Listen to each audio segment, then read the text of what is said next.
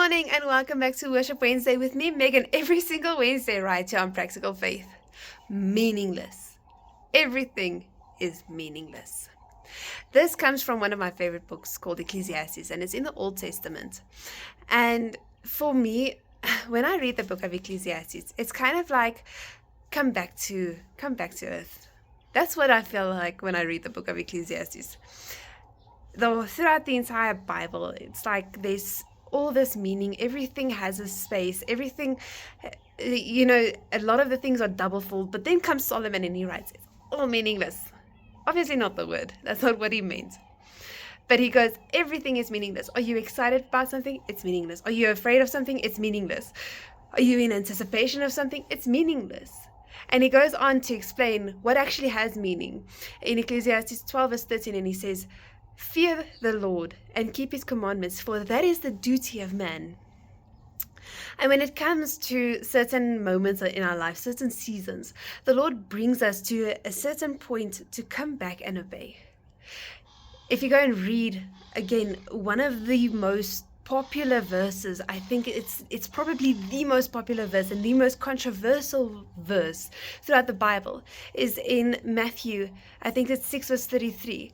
For first seek the kingdom, and the rest shall follow. This is a verse that I continuously hear. It's something that there's always discussion about. And again, if you take what Jesus is saying, if you take what Solomon said in Ecclesiastes, he's telling us, abide in him, and he will abide in us. That's what he's telling us. That might be the wrong way to state it, but I actually think that that's what the word states. And he says, do as I tell you, and I will bless you for it. You will be blessed because of it. And sometimes the Lord reminds us of certain commandments that maybe we've fallen temptation to, or maybe we fail to keep those commandments.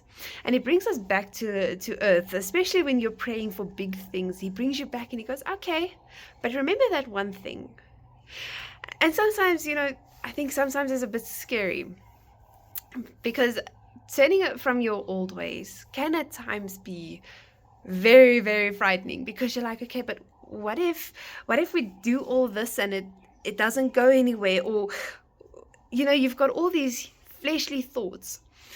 But the Lord's telling us, trust me, abide in me, abide in him, and he will bless you for it. Sometimes it's so difficult because you've got your default sin.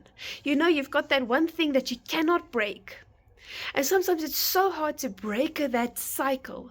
But he's telling us today, trust me and break that sin. Move away from it. Come back to me. I will forgive you regardless, but come back to me. Repent. Turn your heart and turn back to me. Because in your heart of hearts, that the Lord is calling you. There is something. Each and every single one of us has something. If we were perfect, we wouldn't need Jesus.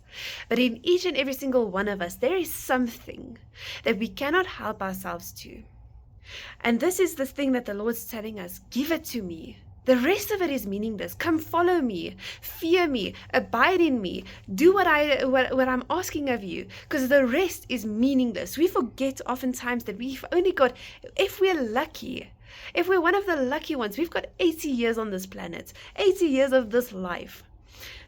And to think about it, then we've got eternity either with the Lord or without the Lord. And that is completely our choice today. So I'm asking you today, take that thing and take it up with the Lord and trust him, because he will make a blessing come out of it. He will make his righteousness stand over it, because at the end of the day, he says in Romans 8 verse 28, he says it will work out for you because you love him and because he loves you even more. But we need to abide in him. So I hope and I pray that every one of you takes that one thing up to the Lord today, that you might tonight go sleep with this peace in your heart, knowing that you are abiding in him and you are seeking the kingdom first in everything that you do. Have a wonderful week.